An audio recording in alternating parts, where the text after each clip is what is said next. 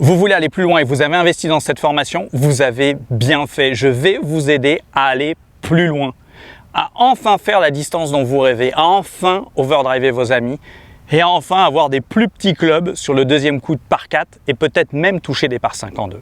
Vous le constatez, je ne suis pas le plus grand, le plus fort, et bien néanmoins, j'ai réussi à gagner au fur et à mesure des années beaucoup de distance grâce à des principes techniques simples mais super efficaces. Bien évidemment, je ne vais pas vous parler de préparation physique, même si je vous encourage à en faire un minimum pour pouvoir gagner en souplesse, gagner en dissociation, gagner en force pour mettre un peu plus de vitesse au club, mais en tout cas ce n'est pas le sujet du jour. On va faire avec votre corps, avec qui vous êtes pour gagner en distance. Nous allons commencer par la vitesse que vous avez aujourd'hui, mais on va l'optimiser par le centrage de balle, par l'angle d'attaque et par le spin loft. Ces trois éléments qui vont optimiser la vitesse de club que vous avez aujourd'hui. Donc nous allons commencer par ça. Dès l'instant où vous allez centrer la balle à chaque fois, vous allez la prendre en montant, nous allons augmenter la vitesse de votre club. Mais j'insiste là-dessus.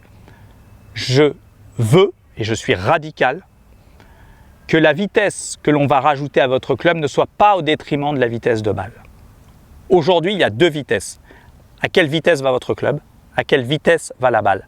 La balle, c'est l'association de la vitesse de votre club plus d'un centrage idéal qui optimise la distance. Ça ne sert absolument à rien que votre club aille plus vite pour que votre balle aille moins loin car vous l'avez décentré. Et c'est d'ailleurs pour ça que je commence par ces principes très importants: centrage, angle d'attaque, un petit peu de spin loft. Dès l'instant où ça sera clair, on va augmenter la vitesse de votre club par plusieurs éléments.